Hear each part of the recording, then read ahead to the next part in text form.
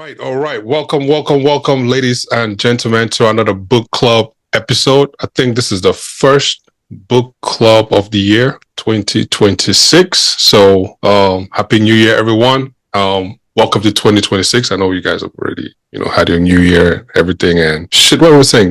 This is the last week of the month. After this week, the month ends, right? This coming week. No, yeah, we have about 6 more days. No, 7 more days before 7 it's more over. days? Yeah. Yeah, the month is already over, man. God dang. That's already one down, 11 more to go. So buckle up, guys. 2026, I hear it's our year, so we're gonna make things happen. But that's without, all the fun books that we'll read this year. And we're kicking off right. We're talking about finance, and it's The Psychology of Money by Morgan Housel. I think that's how you say it. But before that, man, let me check in with my crew. Man. How you guys doing? How you guys living? How you guys feeling? Josie, I'll start with you, man. How you living? How is Georgia, man? Georgia is good. We have stockpiled our fridge and freezers waiting for this cold weather to hit us. Yeah.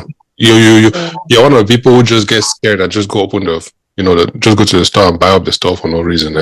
Okay, no. I got water and some fresh food. Well, hopefully the storm don't hit you guys, because he almost murdered us on this side of the US, but hopefully it doesn't hit you guys. So yeah. Okay. Barbara, how you doing? Hallelujah. Yes, all right. I can't be looking holy today. Happy Saturday, guys, and happy first book club of the year. Happy New Year, book fam. I know we're almost getting to the last week, but still, they say we have until March to tell people Happy New Year. So, if I listen to me, Happy New Year. We're entering this 2026 in fire. I'm wonderful, and I hope everyone is doing well as well and had a good week. Nice. I have a tambourine here. If I start shaking it, just know why. Anyways, man. Thank you. T, how you feeling, man? How you living? I'm doing okay. I've seen better days, but I'm here. I hear your state is back again. All of people are on this thing. What's the thing called? Emergency timeout. You guys, everybody locked inside. Oh, for the Yeah. Not everybody though. They're out there on the street sliding off bridges and having accidents. So no, that's right. Well, you guys be safe out there, man. I know you guys don't have. Way. Yeah, you guys never bought snow tractors to save your life in that state. So yeah, stay warm, stay safe, and stay blessed. Last but not least, Manet, how you feeling, man? How you living? We hear your state is the one that's about to be impacted by this storm, man. I hope you guys are good. Yeah, and I didn't buy anything. So if I send SOS, we'll send you anxiety, send you a pigeon, all of that. Yeah. Whatever I have, brother takes me through till the storm is over. But other than that, I'm great. And I'm excited to talk about this book because I've read quite a number of finance books, but none has gotten me giddy like this one. So I love it. Okay. Let's go. Well, let's go now. Oh, Don, how are you doing? Oh, me? Well, not too bad, for a young man from this side of the planet. Not too bad. It's 2026, man, so as usual, coming in hot. Hopefully we stay hot till the year is over. Not coming hot and then go all the way low. You know what I mean? Just stay hot, if not hotter. So yeah, enjoying the snow. Shout out to all the folks who love snow out there. Yeah, enjoy this one. It's been a long time coming. It's been a minute we had dumps like this, so it's a good thing. Build all your snowmans, build all your carmans. Everything that you love to build in the snow. Enjoy it. Yeah. Okay, now let's jump into the book. Okay, let's jump into the book. The Psychology of Money. Josie, can you please give us a brief intro of the book? Okay, so we all know who the book is from. It's from Mr. Morgan Housel. So it's a book that talks about, I'm reading right off the cover, timeless lesson on wealth, greed, and happiness. Tells us about how our reaction to finance is mostly behavior/emotionally motivated. So the book gives instances, stories, and examples of different people who have made finance decisions based on emotions and what the end result was. So I think this is a good book, and I'm really excited for us all to dig deep. And if you're out there, please get a copy and I hope this makes sense to you. Nice, nice. Okay, that was a good one, man. That was a good one. Yeah. So, the psychology of money, a transformative exploration of how behavior, not intelligence, determine financial success. The book challenges everything we thought we knew about wealth by revealing that your personal financial journey is shaped far more by psychology, humility, and time than by formulas and expertise. Over this next hour, together we'll explore stories from a janitor who became a millionaire and executives who went bankrupt. And the surprising truth that the secret to financial freedom isn't about earning more, it's more about understanding yourself. So, my very first question goes to Barbara. The very first chapter of the book, he mentions the janitor and the financial guy. I mean, the other guy who was a lot successful. Russell. That guy. So, what surprised you most about the janitor who was Ronald, and what surprised you about that story? Him becoming a millionaire, right? Saving money all the way. What surprised you about that one? So, just a premix to the whole, that both stories, right? It highlights about how we behave when it comes to money. So Ronald Read was a janitor. He served Los Angeles Penny for like 17 years, and then he fixed cars for 25 years. Bought a 2-bedroom condo, stayed in the same place till the day he died. The difference is he was saving a lot and he invested his money and he was patient. Roscoe went to Harvard MBA, wealthy, affluent man, had status, and he was greedy. He spent his money. He had an image to keep. He had appearances to do. And so I think they say he retired at 40. If not, he had made that much money that he retired at 40 to become a philanthropist. He did not have a job, but he kept spending as he was spending. So I don't remember if Roscoe invested as Ronald Read did. So both people, right? One went to school, had a college degree, the other one did not. He went to, I think they say, I don't remember if he went to college or it was just high school. One had a degree, one did not. One saved much, invested, and just kept his finances stable. The other one had all the knowledge that he had, went to school, had all the financial knowledge, but ended up filing for bankruptcy. So when I listened to both the story, right, it taught me one was patience between both of them. You have to be patient with your investments. And two, just you save and you live within your means as much as you can. And you may or may not be like Ronald Read by the time you're 90, because that man died with his net worth was like about $8 million. And that was back in the day. Granted, he was a janitor and he fixed cars at a gas station, not even a gas station, for 25 years. Bought a 2-bedroom house and stayed in the same house to the day he died. That's that is impressive. And was somebody who did not have any financial education. See, let's do the reverse, right? She spoke about Ronald Read. Talk about Richard, is it Fuscone? I think that was the guy who had the Harvard MBA and was an executive. And like, how did that work against him to the story of the janitor? I think first of all, it was his cockiness, right? Assuming that I am Ivy League trained, I am an executive, the cash flow will be endless. So I think that was his first mistake. He was very presumptuous that I don't know what he thought that money doesn't run out, because he was making really careless decisions. He would renovate a mansion, break down. He was just doing any and everything with his money. As opposed to Ronald, as Barbara mentioned, lived in the same house till he died, and he was borrowing against his house and had cars on loans that he didn't pay. He may have invested, but not as much. I think a whole lot of his money was on the spending portion of it. So I think that he was mistaken in the fact that he had all these how do we, like in the world you say you have all this preparation or this condition set in place for you to succeed, right? I think his mistake was assuming that because he went to an Ivy League school, because he has an MBA, because he was an executive at a very big organization, it was going to forever stay that way. I just think he got really cocky with how money really flows. And I think that was his downfall. Because he did lose it all and had to file for bankruptcy. And they had to foreclose his house and sell it for a fraction of what it was worth and all that. So, yeah. Yeah. My name. Okay, sorry, can I add to that?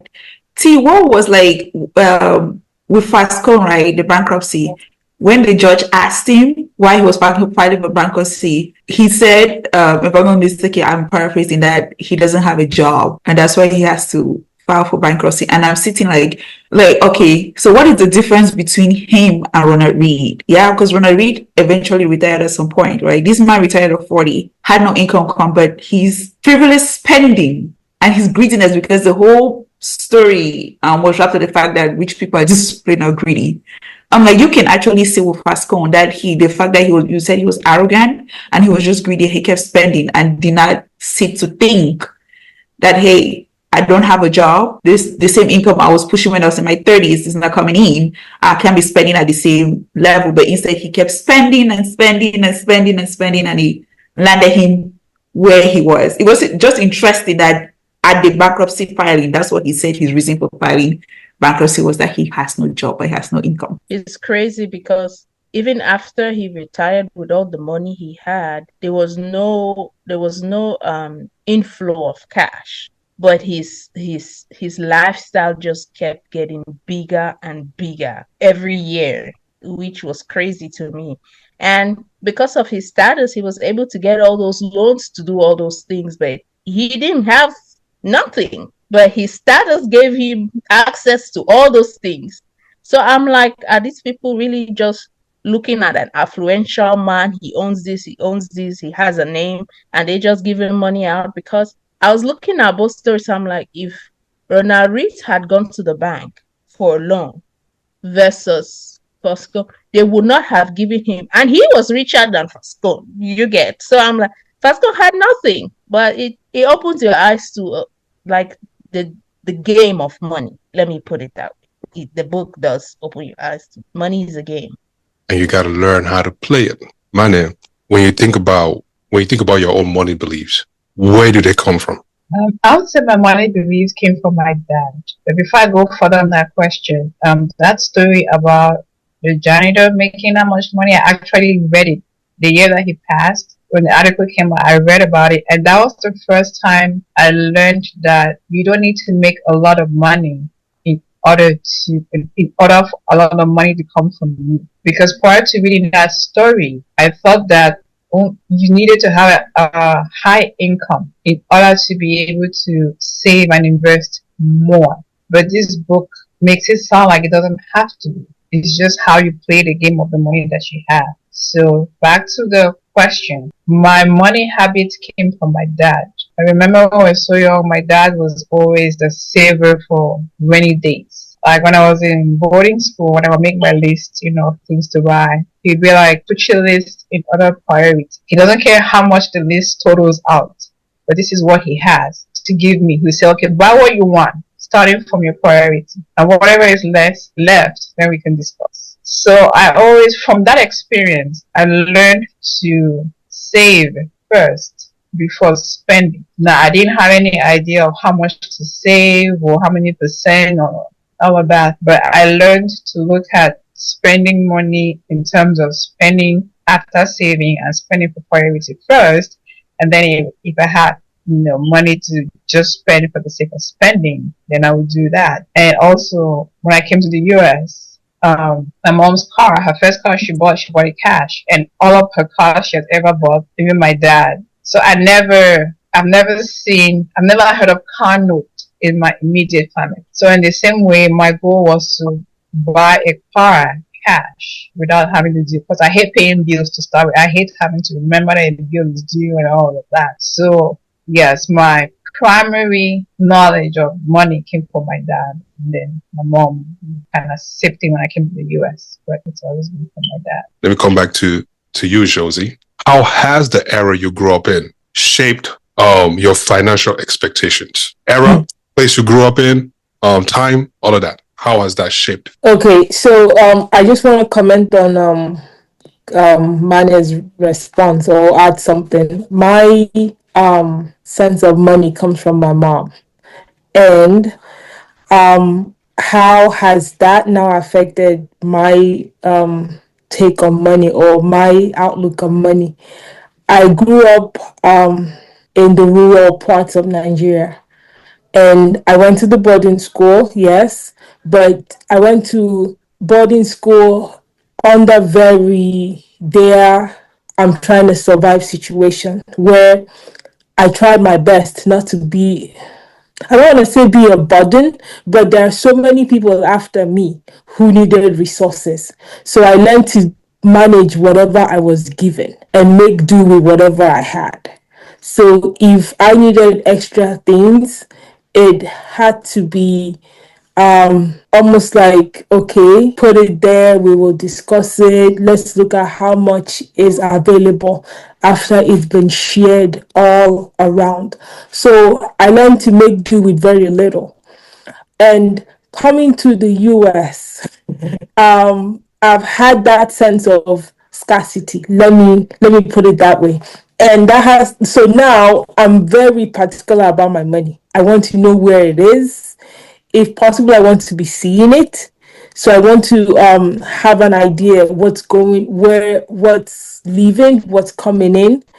And every advice about, save emergency fund, put this here, put that there, I've held on to that. So my background has taught me to not spend if I can. But then my dad is the spender, and spender in the sense that he believes that if it's something that concerns you, which the book also mentions, if it's something that concerns you, don't hold back because this is for your benefit. But then he will mostly go for what is of quality, which is expensive, which will at the end of the day deplete the resources. But my mom will say, hey, let's save. If you don't need it, if it's just a want, then wait. Let's do the needs first before the want. So that has affected my outlook on money. So before I buy anything or before I make any decision, I'm thinking to myself, do I need this or do I want it? Yes, I do have now that I would say I'm in a place where I can make some financial decisions for myself. There are some ones that I indulge in, but I try my best to stay within my needs. So technically, I have a sense of don't spend all you have. Hold on to funds for rainy days.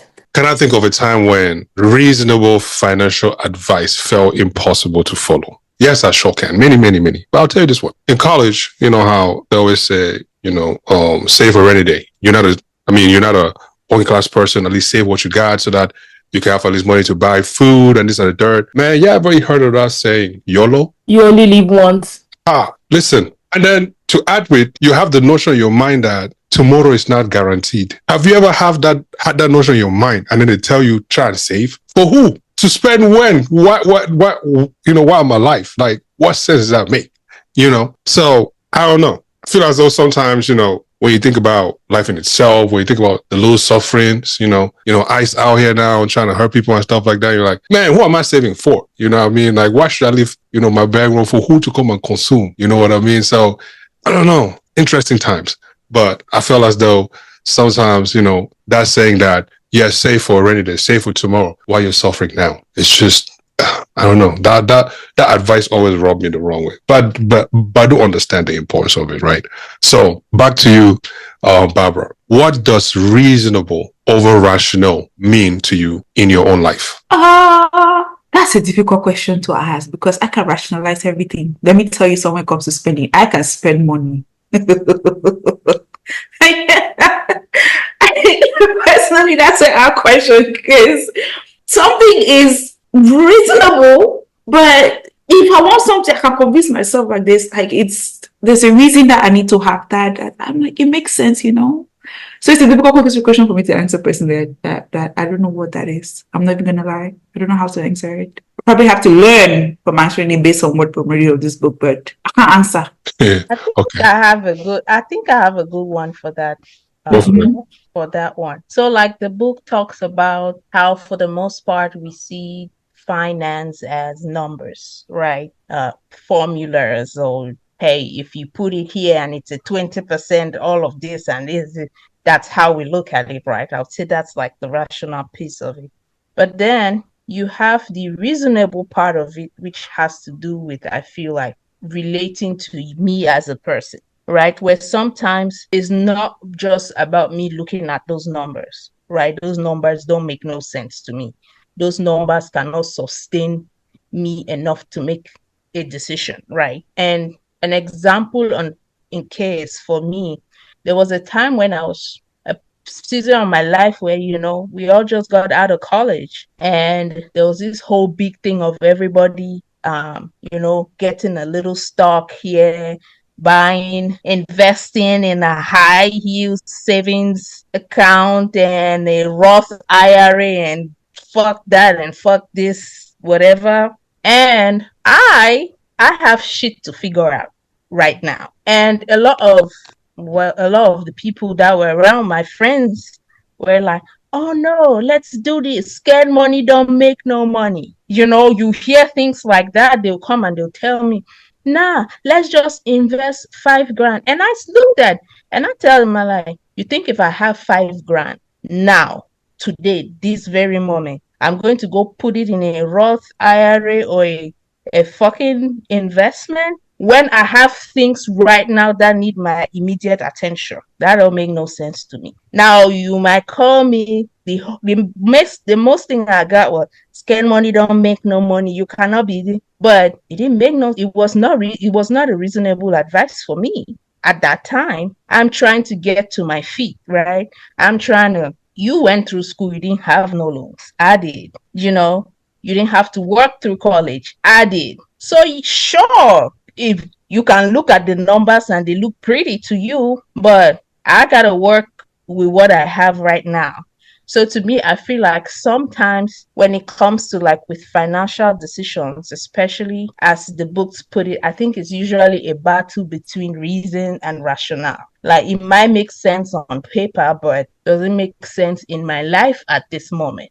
That's the question. Well put. Yeah. But that does not, while that is very true, I don't want other people who actually got it to use it as an excuse to say, oh, now I'm gonna just blow it now and not save because, tomorrow is not guaranteed. You don't know if you're going to wake up tomorrow, like while you can do everything you can today, it'll be beneficial to save what's remaining for tomorrow. Not living like you were before you even had all of that. I think that goes without saying, right? We all have to save for the future, but you still have to leave today. I have to leave tomorrow. To me, it makes no sense to tie up all your money into something you cannot touch 10, 5 years, 15 years from now. And you don't even know when your rent is coming from next month. That makes no sense. You're just a stupid adult making bad decisions, Yeah. So you still have to be prepared because you still have to exist in an everyday life. Now, where I have the issue is if there are more eminent needs and you're talking about a future, that's disconnection to me. Okay. So I have something to add to that. It has a lot to do with I just lost my train of thought. I think it has a lot to do with saving. And okay, so when you say putting all your money into something that you cannot touch for 10 to 15 years, it has a lot to do with holding on to, don't invest all, but don't use up all. And I think he mentioned something in the book about how they have most of their money, or at least some percentage of their money, in cash, and they also have others in low index funds because they like to have money around just for emergency reasons or emergency needs. So my take on that is invest what you can, no matter how little, put something away. and use up whatever you have left for whatever eminent needs you have. That's the thing with income. They say when you get your income after you pay tax, put out 15% or 10% or 5% of it, and everything else after that put into your budget and manage it and make it work. And then next month you do the same thing. At some point you start to figure out, okay, so maybe I can do 10% next month, or maybe this month I cannot do anything, but then stay consistent with it. But to put up, let's say you make 5,000 in a year or something, and you take all that 5,000 and you put it into a Roth IRA, that's not reasonable, because you don't have funds with you to make basic lifetime decisions, and those will throw you into a situation where you're going to go sell those stocks emergently, and it would be of no use to you. And the funny thing with that is that once you start buying and selling, at some point you lose motivation and you just don't even do it anymore because you burn out. But you never burn out making money. Yeah. So there's something interesting, like just listening to T and Josie speak. There's a part in the book that he says that our background shape how you view money, and our experiences are different. Josie and T literally just explained that whole part. There was a story he said about the Chinese sweatshop that Americans were so mad, and that comment that somebody said that the aunt was a prostitute and that they should compare where the aunt was working compared to where he's now. That's a win for them. Listening to her, I'm like, this is that's true. Like, see, Josie, you have a different view of how you see the finances, and T has a completely different view. It's both shaped by whatever our experiences are, where our backgrounds come from. So it was just fascinating. I had to bring it up just to listen to all of us talk. Yeah, it says, finance is dependent on the generation. Yeah, and I think tying into that, that's also the idea behind lottery players. Maybe I'm jumping ahead, but that's it. It's the idea that I can save the $5 that I put to go buy a Powerball. I can put that into a savings account and use it to buy, I don't know, Snap. Yeah, Snap. But then someone else can say that $5 gives me some hope or dream that I might win the lottery. So it's different things. Let's talk about luck and risk. Money. In the book, he mentions that Bill Gates and Kent Evans both were intellectually equal at Lakeside School. But Gates had access to computer, and Evans died, in a mountain accident, right? Both events outside of our control, yet one became a billionaire and one never graduated. How does this reframe the way you credit success, the way you credit successful people for their accomplishments? Should we celebrate them differently, or it doesn't change anything? Like you, I don't think it was you or somebody mentioned that money is a game of chance. Two people can play the same way and have different outcomes. So I think that each individual should be celebrated for their success, whatever because no two people see success as the same. He mentioned something about constantly moving the goalpost. You make a goal, you meet the goal, and then you keep moving the goalpost. So I don't know if he mentioned something about it could be like a 50 luck, 50 risk, but it's not either or. It's not entirely one or the other, if that answers the question. Yeah, because if the other guy who died, forgot his name, if he didn't die, would he have been as successful as Bill Gates or more successful than him? If Bill Gates did not do what he did to have the outcome that he had, if he took a different path, would that completely eliminate his ability to be successful? There's no way of knowing. Just like he mentioned about Warren Buffett's success. when he mentioned that, it like blew my mind, because all the articles I've read about Warren Buffett, it only talks about his success. It doesn't talk about the 400 stocks he invested in, which his money that he makes is only from 10% of the stocks. The articles I read doesn't mention the failures, or the times that he failed, or the times that some investment did not work. So that's why I say I love this book, because it has completely reframed, the way that I looked at, investing and succeeding at money. Because sometimes, my money math is not mathing, because I'm like, I want to feel like I'm not doing everything right, but I'm doing a lot of things. And I'm just like, Lord, something is not mathing. And but this book is when you say it's luck and risk, I was like, okay, yeah, I can settle with that, just give him a chance, almost like playing the lottery. But then it's safer than playing the lottery, because you're more likely to be struck by lightning than winning the lottery. So can I add to Manu, because Bill Gates' story with his friends was very fascinating. I don't know, is it Bill Gates? I think there was somebody else in Bill Gates' story that this soul that left the company and got bankrupt. Yeah, not the friend that passed away. Yes. So the luck thing, right? The way he explained it was phenomenal. Bill Gates was in a high school, the only school in the entire US that had a computer. One, that was lucky. He was lucky to be there. It was not by chance. Granted, it was a prestige school, though. Bill Gates' parents had to have money for him to go to that school. But it just so happened that they did the computer.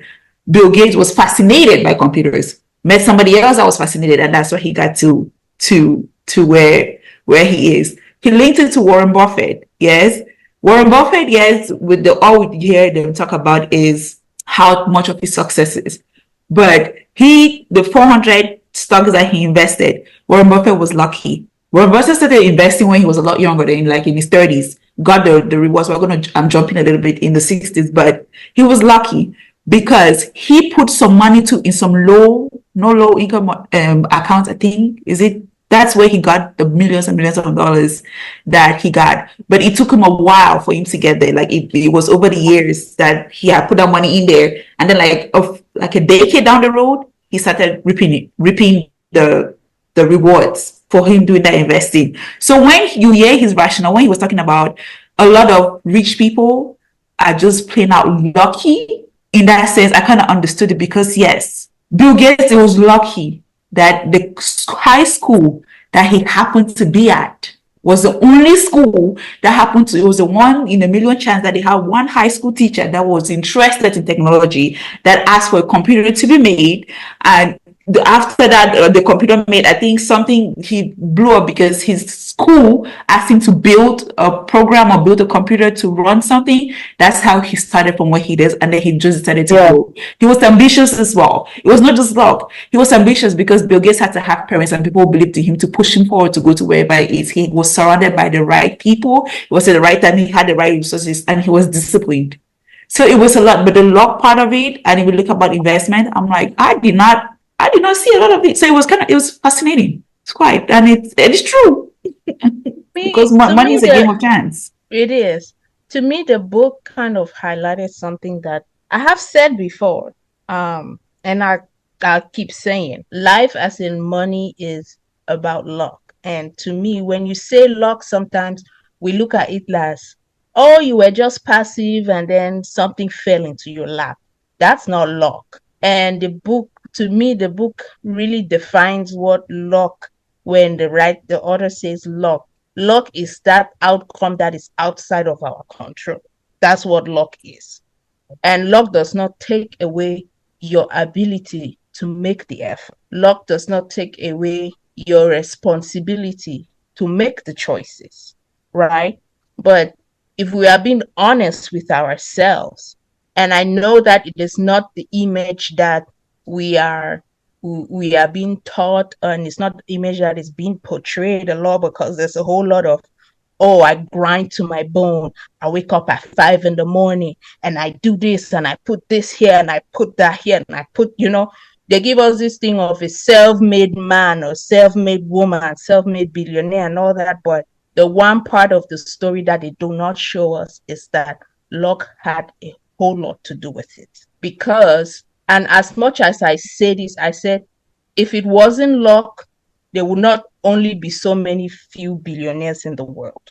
The hardest working people I know are broke. And if we're honest, luck, when you are prepared, when you prepare yourself and you stumble on that luck, I think that's where you excel because you are prepared. Now, you will not just wake up one day and something happens, right? They applied themselves in the investing constantly, even when I feel like invest and I invest. And when that luck struck, they made it big because they had been applying themselves. And there's a whole lot of people who would live their entire lives and probably die without seeing 80K a year salary. And they will work 2 jobs. Do you get? So I think the book kind of balances it out to say, yes, you can work hard, but that outcome that is outside of our control is risk and luck. Just like the one guy, and they were all friends with Bill Gates, but he died in a mountain accident. That could have been anybody else. You know, that computer could have been in any other school. Somebody else would have been Microsoft pioneer. So I was just glad. To me, it was something eye-opening in the book that I don't think I've ever seen in anything finance related at all, to highlight that portion, to say that there are outcomes that are outside of our control that govern the results that we see in the world. See, it's a combination of things. I think it's luck with him. There's the luck is there, and there's the patience. You have to wait with a lot of things, but especially that. I'm shifting now to Warren, the part of Warren's story. It's like this luck. He was lucky that the stocks that he invested amounted to what it was, but he was patient. And I kind of had like a little, like a story with that. Because mine, I think it was the luck and the patience. 2 years ago, I bought stocks. Yeah, I don't know shit about investing. Nothing, zero. I was just listening to one of my friends, and when I bought the stocks, I bought the stock at, I think it was 35.15, right? Because it was low, it was dropping. And I was like, I bought like 1 or 2. I bought four of it because I'm like, I don't know what the heck I'm going to, let me just buy 4. Then the thing started dropping. I said, maybe I should go and sell this for that. I mean, it's just $100. What does it matter? I went back, it had dropped to like $28. I topped it to about, and then I did not sell it. Because everybody, what they were saying, because it's dropping, quite losing money. It had dropped to like 20 something, was like $22 or $23 a stock. So instead of me, they still was just losing money. I bought more of it. I had like 12 or 13. After I listened to this book, I went and checked that thing. That stock is at $110 per share. Wow. If I had sold it, I don't get what I have. So when this guy said, you have to be lucky and patient. I got it. Okay. All right then. I can see it.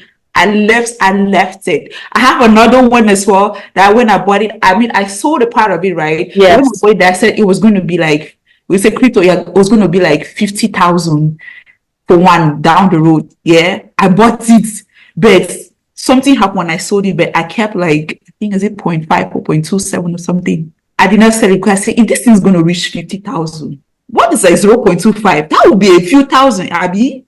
I went and checked that thing. I was 0.25. It was like 1,000 something. So investing is quite interesting. I'm not going to lie to you. You have to take a lot of risk, but you have to be patient and you have to be lucky. There was another stock that I bought. That thing has dropped to like 0 cents, but I'm looking at it every day. But anyway, I'm digressing. But yeah, that's just my little story. I wanted to add that. I also have something to add, and which is the exact opposite of what happened to you with that share. There's a share that I bought 2 days ago, and I looked back because it's been dropping. Then I looked back, and in 2019, that share was $11. Now that share is $300. I thought in 2019 that it was going to drop eventually. So I didn't buy it. So now I've gone back and I'm like, I'm thinking to myself, it is going up. This share looks like something that is going to be useful. Let me jump on it. So now I've jumped on it, but it's a reality check as to if I had jumped on it 6 years ago, where would I be now? So that's the same idea is at that point, I thought, no, I'm selling this share. It's just too low. It's falling. But now it has gone up. So that's, I would say, the other side of patience. That's the game of So, chance. Money is a yeah. game of chance. Warren Buffett accumulated about 81.5 billion of his 84.5 billion net worth by age 65. His skills was investing, but his secret was time. If compounding is so powerful, why do we think people still chase quick wins and rapid wealth building instead of embracing boring, decade-long strategies? Oh, I was waiting for her to go. I guess she's waiting for me to go too. For me, I would say that, and according to the book too, right? It comes down to our environment. So like it comes down to actually the core of the book, which is our psychology, our behavior. The hold on, let me get my words together. I'm finding it. The whole premise of the book is that financial decisions are purely emotional, as opposed to being mathematical or numbers like we think it is, right? So I think that aspect, if we are being rational, for the most part, we will understand that this is the so-called formula, right? You let it compound, you be patient, it pays off. But because it is, whenever we make money decisions, it is an emotional one, we tend to get impatient. We tend to want to feed our egos in the process. For whatever reason, each person has the reason why they want to be rich. And sometimes that reason does not always align with the principle, the virtue of patience. That in itself throws everything off the rail. We might know it, but again, because it's an emotional decision, humans, we're still going to act the way we want to act. I want it now, I want it right away. It could be an eminent need. It could be, I have something to prove now before my father dies. It could be any reason, to be honest, but I think just because that money and finances is an emotional decision, a lot of the rational portion of it it doesn't really make sense sometimes. To add to it, I love the example he used of the man in the car analogy. So we're living in an instant gratification era that we seem to care more about letting people know that we have money as opposed to actually having money. So in this, I don't know, is it this generation? It's better to show that you have money as opposed to actually have the money. Like he talked about, I think he was working as a valet person, and there was a person who always showed up in a Porsche. The one time he showed up in a Honda, and he asked him what happened to the car. And he calmly said the car was repossessed because he didn't pay the car note. So yeah, I think that being patient to watch your money grow is it's emotion, like T said. It's an emotional thing, not really a money thing. Yeah, but also it has to do sorry, Mane, are you done? Okay. So it has a lot to do with bubbles, which he talked about. That's one. Two, playing a game with others or getting sucked into a game that others are playing, but you don't know their exit plan. That's the thing. So someone's like, oh, let's invest. But you don't know that they are also trying to invest because they want to drive the stock price up so they can pull out. But you're like, okay, you're not into, okay, so I'll give an example.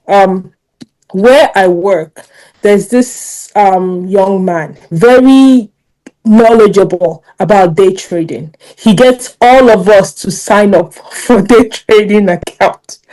I'm a long-term person. Every other person there is into half and half. People were losing money. And so they stepped away. But for him, he would come every time to work and say how, oh, he made this amount of money. He made this amount of money. Made us all look some type of way like, we're not money conscious. But he knows the game he's playing. I don't like that game. So that's the thing. And that's what the book also talks about, the housing plan and the crash and all of that. So it all depends on what game people are playing and the exit plan and the bubbles. Right back to you then. Let me ask you this, right? Rajat Gupta, worth 100 million, committed insider trade to become a billionaire. Bernie Madoff made 25 million annually, ran a Ponzi scheme because it wasn't enough. What drives successful people to risk everything they have for more? I mean, I know, you don't have billions. You are still getting there. But as you get there, think about what drives them, Wait, what was I saying? What drives successful people to risk everything they have for more? Is the problem greed, ego, social comparisons, or something else? And can it be prevented? Okay, so it has a lot to do with all of the above, right? One, keeping up with the Joneses. That's one. Two, moving the goalpost. Three, changing rooms. So when Richard Gupta was in the millionaire club, the millionaire room, he was aiming to be a millionaire. Now so he probably found himself to be one of the richest people in the room and wants to now be in a space where he now has something to aspire to be. And so he wanted to belong to the billionaire club. And how can he do that? Is he has to put all of his millions in. They say money makes money or something like that. So it's like you need money to make money. So to make $1 billion, he felt the need to put all his millions in so that when he gets the return back, it's going to be $1 million and then he can belong to the next room. But also, I don't want to say greed for him. I think it was more of him continuously moving the goalpost, continuous aspiration, because the book talks about where he's coming from. So he stayed consistent. He's been disciplined, being able to work himself into the millionaire club. But yeah, he wanted to belong to the next room, but it cost him the room he was in and even cost him his reputation. Josie, I think that is the very definition of greed. Okay. Right? Just like in the book, it's like if you are not able to tell when enough is, yes, that's greed. So it really gave me something to think about, like with his example and what's the other greedy bastard, Bernie somebody. Madoff, yeah. Right. And to them, every dollar counted. It did not matter how they got it. Right. So it makes you think about like, okay, what does enough mean for me? What's the dollar amount for enough? If you don't know what that line is, like you said, you will keep pushing that goalpost and you will never meet it. And it will make you to be reckless because that's when you get even more emotional about the decisions that you're making if you don't know where that line is. Can I add something? It has a lot to do with penny wise, pound foolish. Yes, that's the saying. Yes, when we have a penny, we're holding on to the penny, we're rationalizing the penny. But when we get a pound, it's easier to lose. Yeah, but not understanding that pound was made up of pennies. Hey man, all I know is if I was driving a camera, all of a sudden you give me a private jet, don't tell me to stay home. Why would you stay home? Why would the jet was meant to fly? I was just saying, like, don't tell me to stay home because I'm out of here. No, but then though you said something now. You said that if you're driving a Camry and you get a jet, did you buy the jet yourself or was it given to you? It was probably given to me, man. No, but then if you do get to the point where you have one jet, at some point you're thinking to yourself, what stops me from getting a fleet Getting an of jets? helicopter. Yeah, helicopter. Yeah, For then all of that. short distances. That's how it starts. Yeah. Everything's feel nicer and more enjoyable when it comes in pairs. Like two boobs. Anyways, let's keep moving. Until you get two and you realize that 3 is better. And you keep moving the goalpost. Yeah. Then you keep moving the goalpost. That's a good one. Next thing you know, you ended up with Osla. You have boobs all over your body like an umbrella. Yeah. I think it's the same idea behind plastic surgery. You do the nose first, big bum bums, and then next thing, and then at some point you're going for Barbie look. Mm-hmm. Yeah. So at which point is it enough? Maybe anyways, the enough is when you do that one where it's the end. You show up at a botched appointment. Maybe that's where the goalpost ends. Maybe that's just what it is, because that's usually for most people or most celebrities. That's when they get that realization, that call back to reality, that call back to base, that maybe this is just too much. Is when they've gotten that experience with a botched surgery. But before that, it's a Barbie look. So let me ask this, right? Since we're on this topic and it's easy for us to make those decisions for the millionaires, right? But let's come down to our levels. After reading this book and seeing the greed amongst people and reading everybody's story, what do you think enough means to you? Let's not talk about, okay, when I'll be able to have a private jet, then it will be enough. Like, just now where you're at, have you thought about what, because you still can be greedy at this level? Yeah.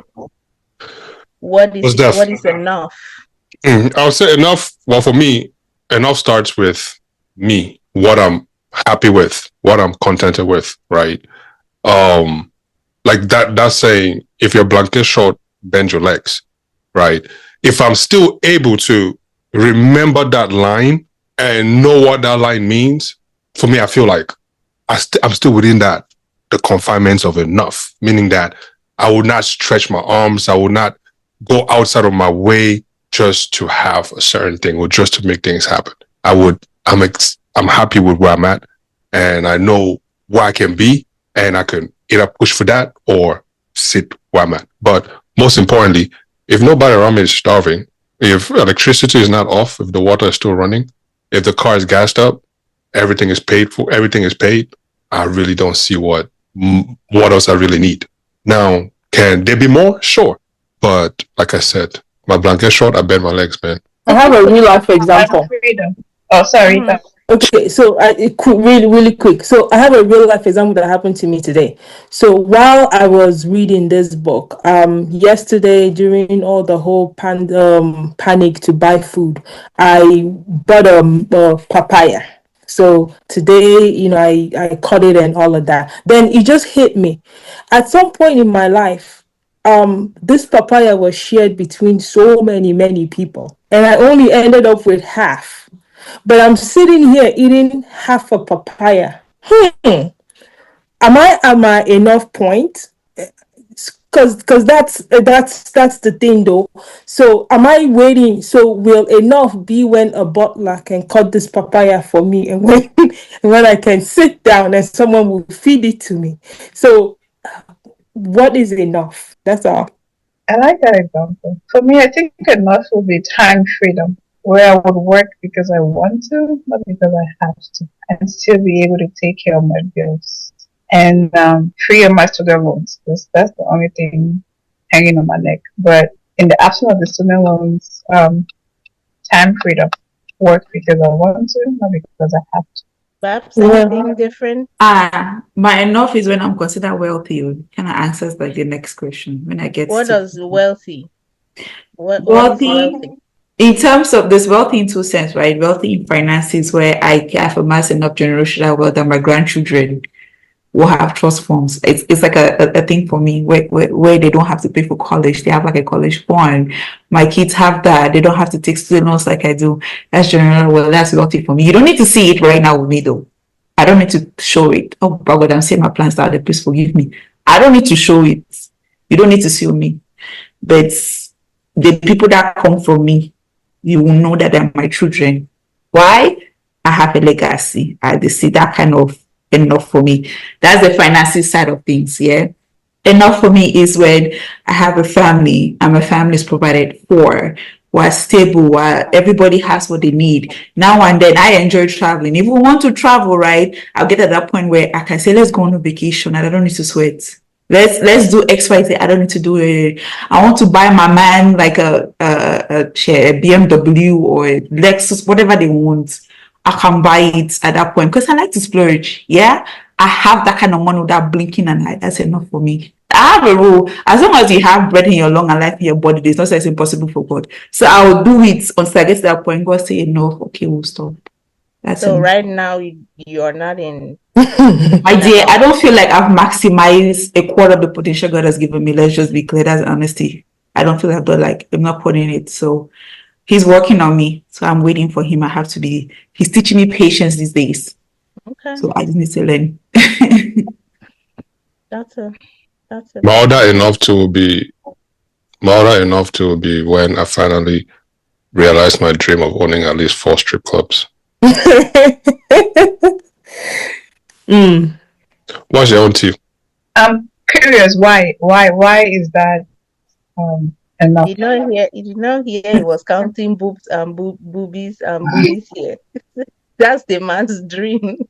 It's enough money generator. Yeah. Have you ever been in one? You only see money fly in the air. That's it. Money only just flies in the air. Nothing else. So yeah. But anyways, T, what's your own? To me, I think enough. I don't have it yet. But I know that I will find the way that it's not a dollar amount, but I think it would be a feeling. It would be a realization for where I think that's how I would know that it's enough. Do you know what I mean? And one indicator for me that I think I will know that I've hit my enough level is the freedom to dream. I think that would be my enough. What I mean? It means that right now, I'm not talking about like when I'll be a millionaire. Say I wake up tomorrow and I have that ability where my mind is not preoccupied with paying things, but I can use my mind to take time to think about the things that I would like to do. I think that's when I would know that I've reached enough. Out of curiosity, what's stopping you from dreaming now? Because my mind is preoccupied on the things that need to be done now. Yeah, wow. But you can do what you need to do now and still dream about what you want to dream about, yeah, right? But that's another person can. I can't. I understand. That's why I said that to me, that would be my indication that I have reached enough. Yes. But the book talks about money is subjective. The whole concept of finances and money is subjective, right? A principle that will work for one person is not necessarily going to work for you. And after I read the whole thing, I was like, what really is enough for me? I definitely cannot wait to be a billionaire before I will say, okay, if I have 500,000 in a casual checkings account, then I'll be rich. I may never have that. Let's just be honest. I may never have that. But I had to sit and think about it. Like, what will make me say that this is enough? It is when I feel like I can dream. I can freely dream. It doesn't mean I'm dreaming. I can just wake up and dream to open a coffee stand somewhere in front of my house. Whatever that dream is. But yeah. There was an example, I don't know if it's in this book, that somebody said, and that's where I learned to not have money as a goalpost, but more about shared experiences. I don't know if it's him or a different book that used the example of Kate Spade and some other person. They had X amount of money in the bank, but they committed suicide. And that they used that analogy to explain that money can buy happiness, but money is not happiness. And whoever that author, I don't know why I feel like it's this book, but they mentioned about human experiences being worth more than any amount of money, and that's really where I desire to get to. You know, yeah, money can give you freedom of time, but the depth of happiness, which is joy, is not surface, is not in, you know, any amount of money. You can have the zeros in the bank and still unhappy. Yeah. Which to T's point, I'm curious. So if you, because dreams are free, right? Dreams are free. You don't gotta pay for it, you don't gotta buy it. And regardless of what season you're in or the weather condition, you can still dream, right? Be it good, bad, ugly. So if now you cannot dream because of whatsoever reason, when you're able to dream, you still have reasons. So either or, there are still reasons, and then there are dreams. So I guess to you, why is one bigger than the other, but yet dreams is still common, like in that equation? Because to me, how do I? It comes down to the title of that book, right? The psychology of money. It has a lot to do with my psychology. And I do dream, don't get me wrong, think I don't sit and I dream now. I do, I just don't give much thought to it. Because if I cannot make it happen, I do not see the need to sit here and be fantasizing about something that's not happening in the time frame that I want it to. That's just me. I don't see a point to sit and stew over that.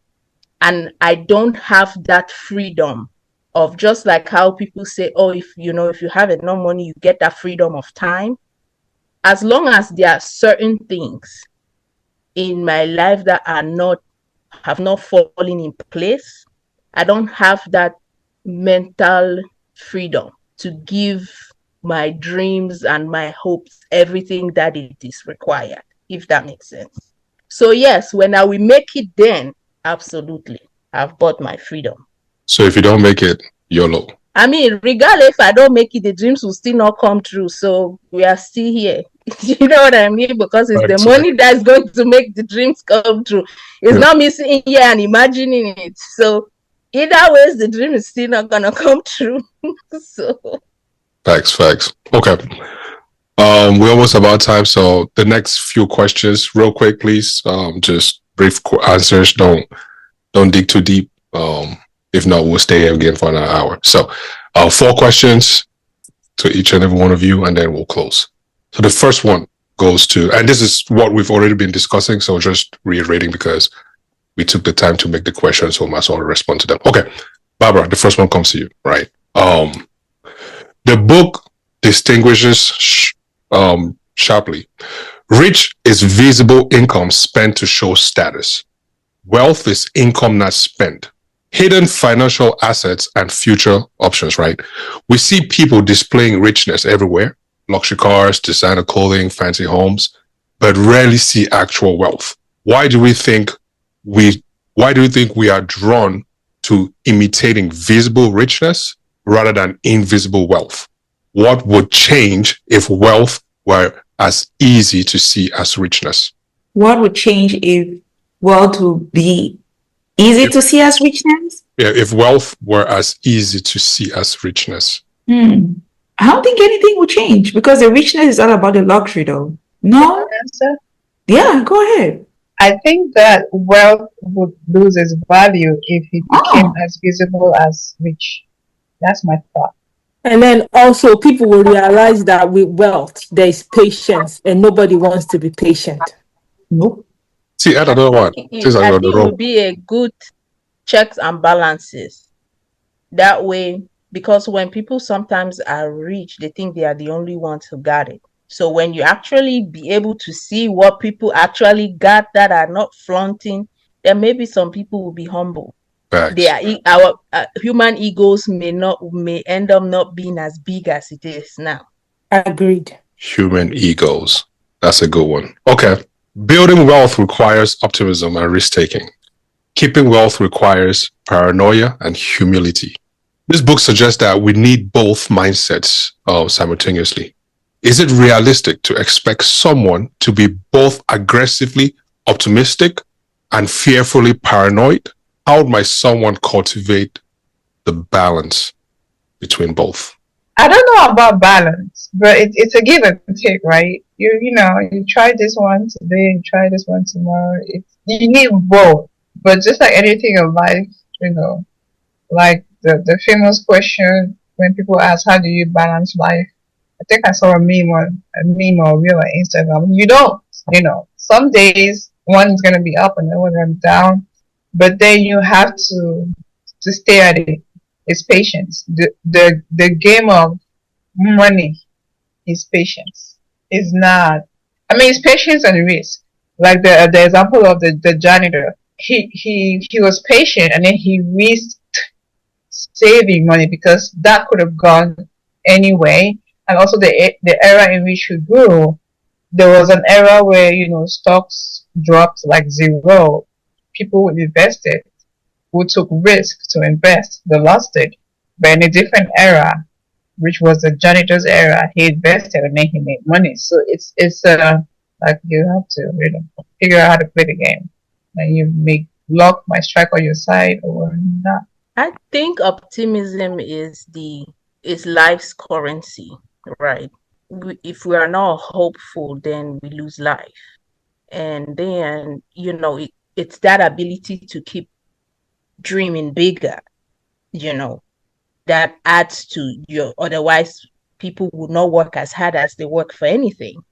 Just the ability that there's that possibility that it can get bigger, it always can. And then the paranoia piece comes in where I think that to be able to be successful, you would have to be not as trusting to other people. You would have to take into consideration that humans by nature are self-serving. And so if you are just out here doing anyhow with your money, somebody will put it and make their own dream work and leave you hanging high and dry. And they will run down your company and leave you broke, and then they will build something for themselves. So I think you need a little bit of both to be able to succeed, and heck, to just live in this world. You have to be. That's true. That's true. Okay. The book argues that in a hyper-competitive world, savings don't just buy security, they buy flexibility. Savings allow you to change careers, wait for opportunities, and avoid desperation. Think about your own saving rate. As you save for a specific goal, are you saving for optionality or freedom?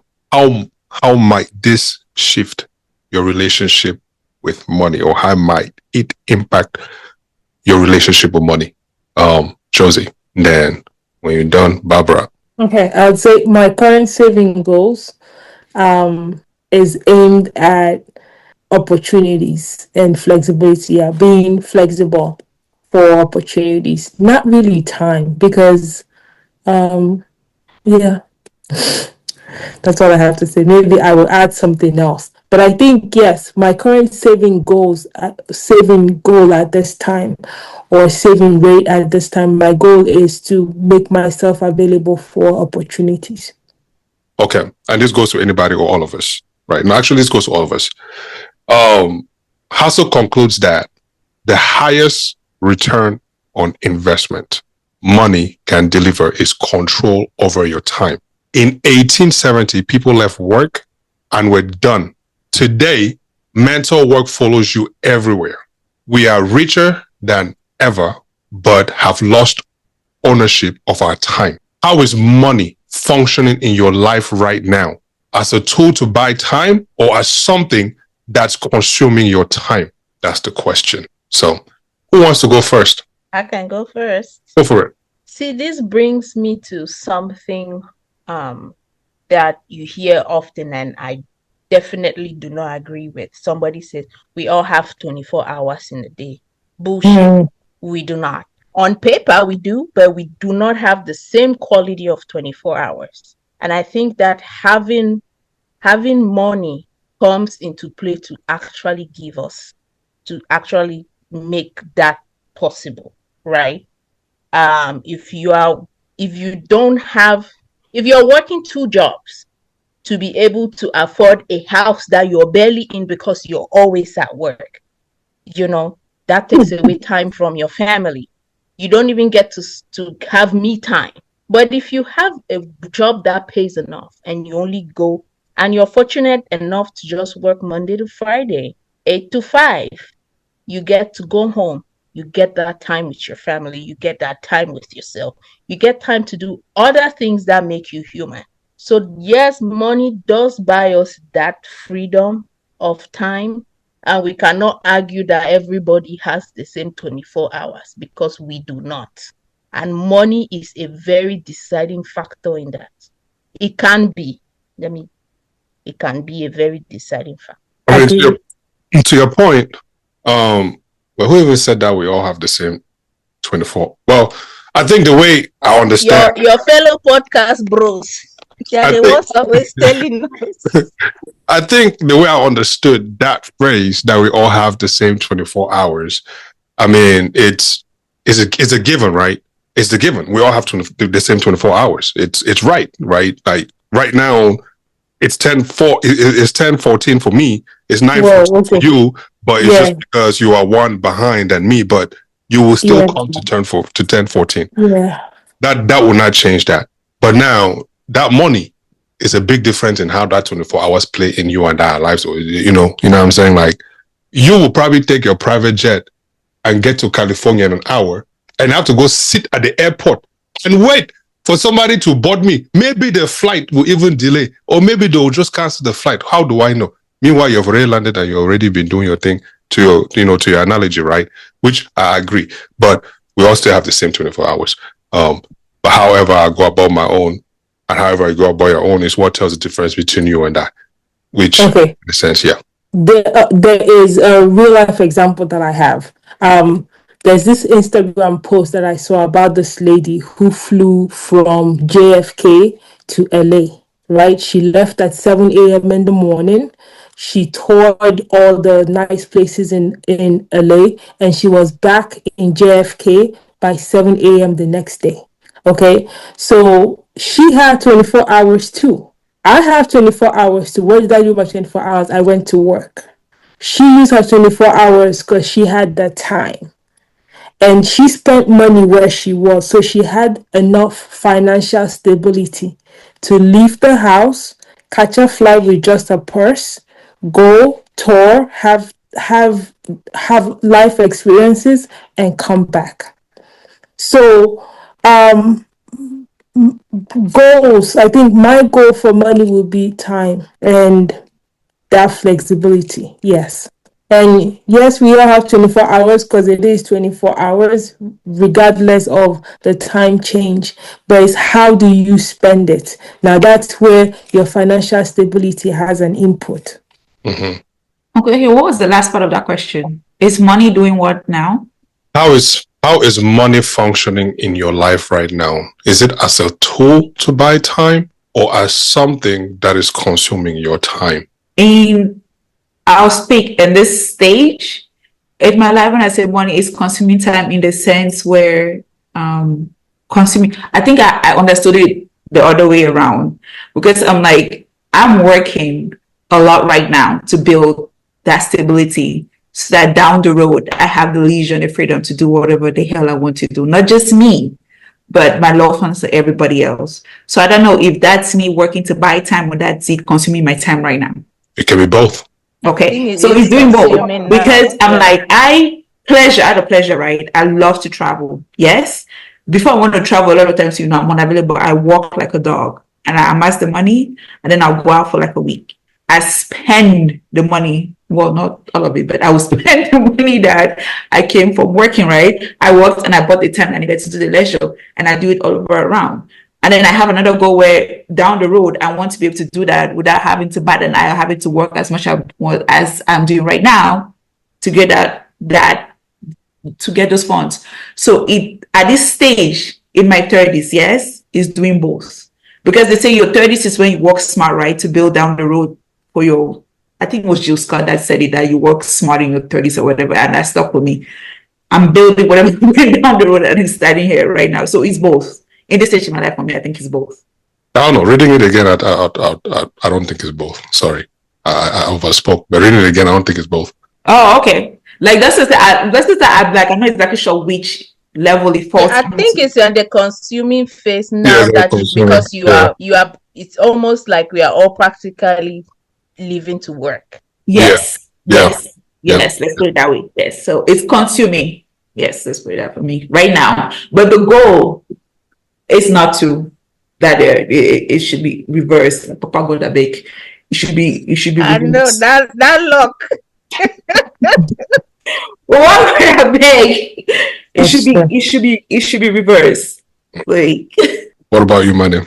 Yeah, it's consuming, but I have a choice to decide whether I wanted to buy time or consume time. But because right now my goal is freedom of time, and in the long run, it is consuming time. It's more consuming than buying in this moment. But the goal is to be more of buying time than consuming time. That makes sense. Wait, so which one is it again? I think you confused me. Right now it's consuming time, but I do have the choice to use money to buy time. Oh, okay. But because my long-term goal is to buy more time than consume my time, I'm choosing for this moment for money to consume or for my time to be consumed. I don't know if that makes like no, go back. You said something.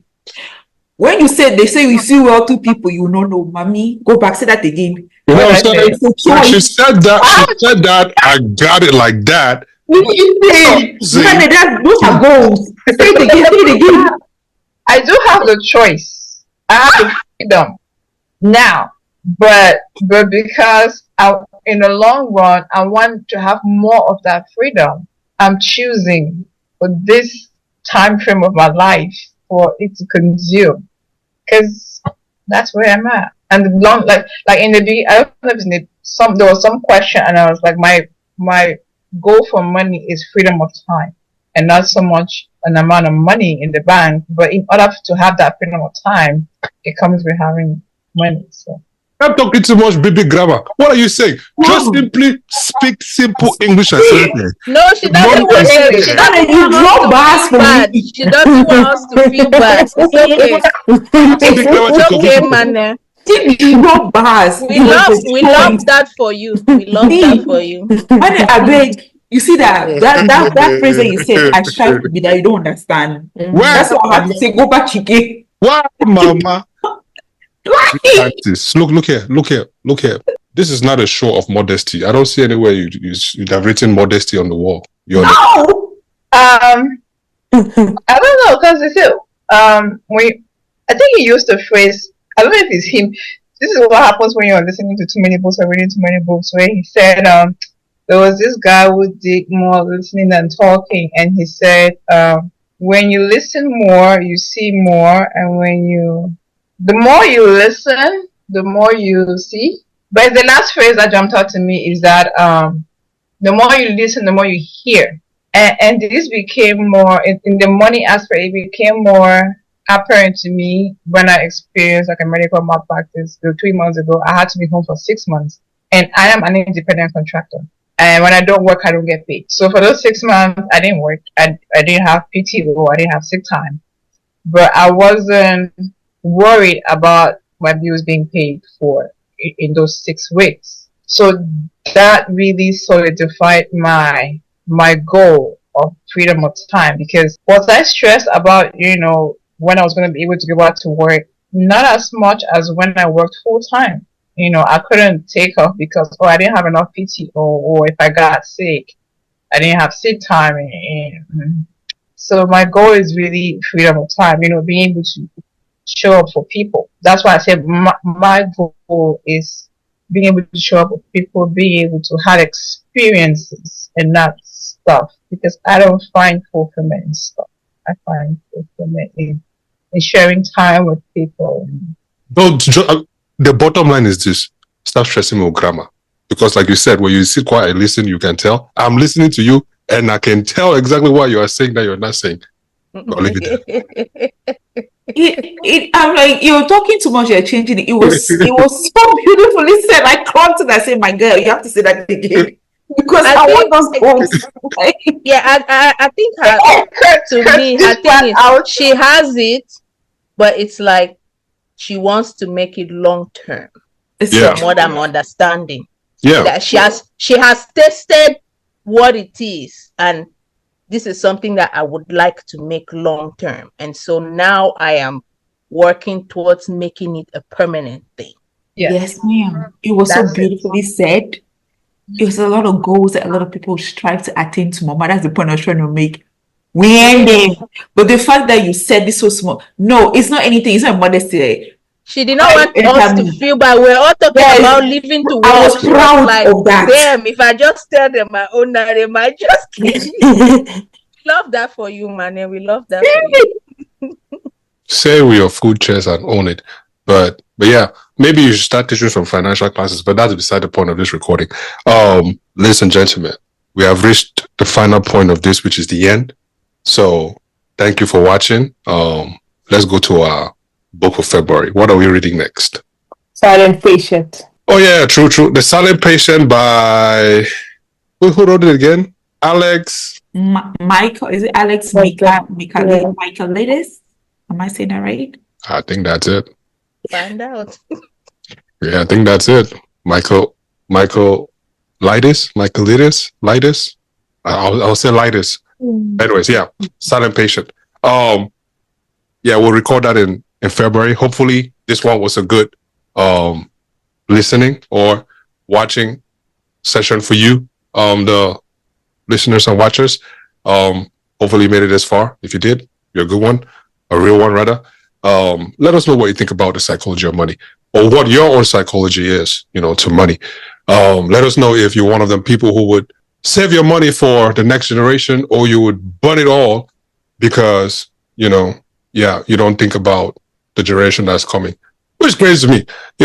When a mother or father would sit and say, man, I'm not saving nothing for my kids. Everything I work is for me. What the fuck you bring kids in the world for? Don't make no goddamn sense. You know what I mean? All those millionaires that make money and go, I'm gonna give it all the charity I know my kids. I hope you don't make it to heaven, idiot. But anyways, mine is here. T is here. Josie's here. Barbara is here. And myself. This is the book club. We're looking for more folks to join us to read. Reading is important. 2026, make it a mission to read one book a month, man. It will help you. You see, like I'm struggling with my vocabulary right now. I know a lot of you out there too that are struggling with your vocabulary. You can't even read a sentence. But this far, I've made it, and my goal this year is to actually read a whole paragraph without missing my words, or my vision not acting like I cannot see words anymore. So watch your own. We'll find out this year. Any last thoughts here, guys, before we close the recording? I have one last thought. I prefer invisible wealth to visual richness. Me too. That's a goal. As an African, for sure. Because, yes, as an African. Maybe an American, I don't mind, but as an African, I just sat and it just came to me. Yes, I want people to know that I have it, but let me keep it to myself. Let them just be signs.